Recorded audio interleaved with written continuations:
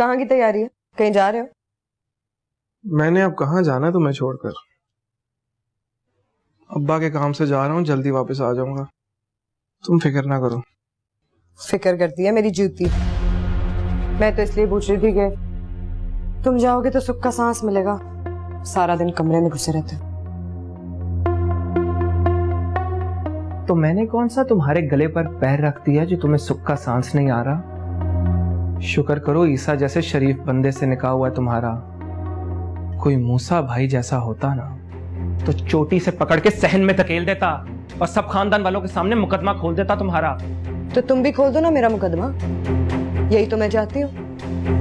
तुम खुद भी तंग आ गए हो रोज रोज की किलकिल से। सारा झगड़ा खत्म करो। एक बार सबके सामने अदालत लगाओ और फैसला सुना दो अपना। तुम्हारी भी जान छूटेगी और मेरी भी। काश के ये इतना आसान होता। अब्बा का मान और चची के आंसू मेरे सामने आ जाते हैं। जाओ जाओ। क्यों नहीं कहते कि तुम्हारी नीयत नहीं है मुझे छोड़ने की?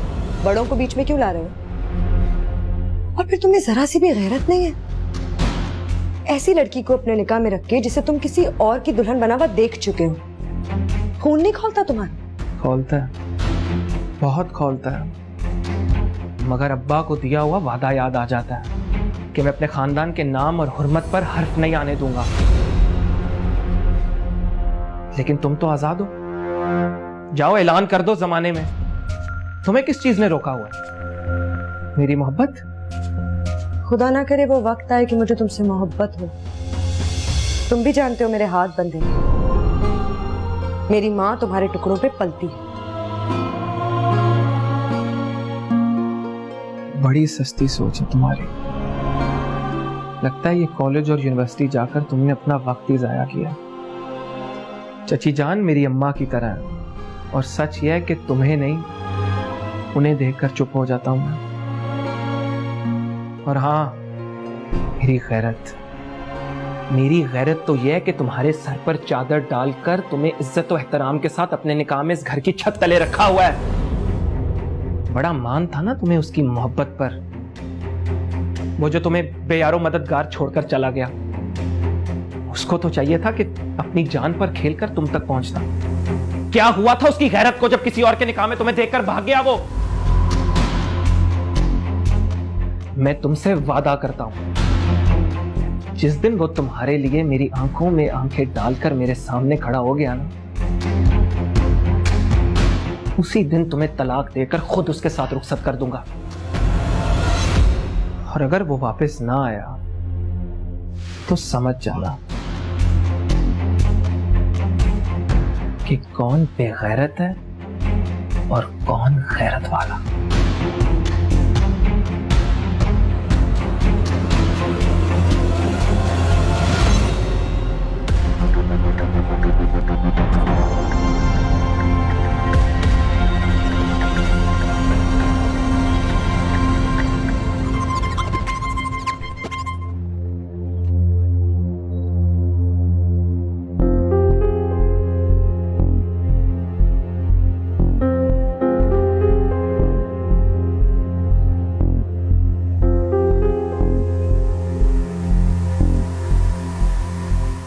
शाह जी,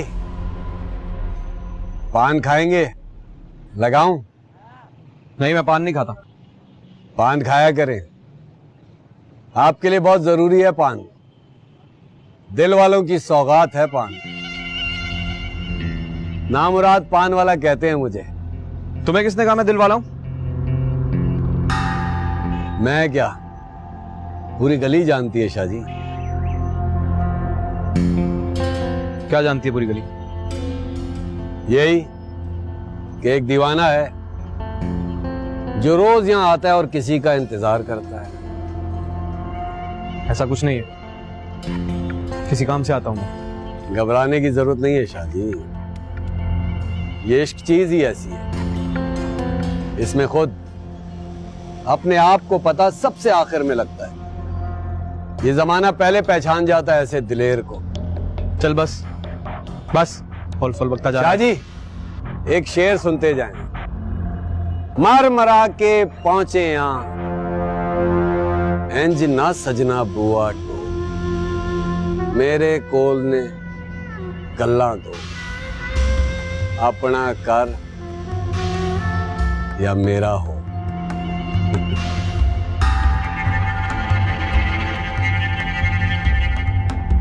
इश्क ना पूछे दीन धर्म पे, इश्क ना पूछे जात। शर्म आती है जो तुम्हें अपनी औलाद कहते हो। ना जाने किस घड़ी में मैंने तुम्हें अपनी कोख में जन्म दिया। मुझे पता होता तुम्हारी बदतमीजियों का तो पैदा होते ही गला घोट के मार देती तुम्हें। क्या किया है? क्या किया आखिर मैंने? क्या किया है? शर्म नहीं आई तुम्हें? अपने शौहर से तलाक का मुतालबा करते हुए जबान नहीं जल गई तुम्हारी? अच्छा, तो सबर के बुत का भरम पाश पाश हो ही गया।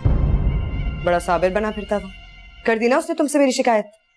काश ये बात उसने खुद अपने मुंह से कही होती तो मैं इतनी शर्मिंदा ना होती जितनी इत्तेफाकन तुम लोगों की बातें सुन के रेजा रेजा हो गई। एक काम करो, मुझे ना जहर ला कर दे दो। एक बार मेरी आंखें बंद हो जाए फिर खेलती रहना ये खेल।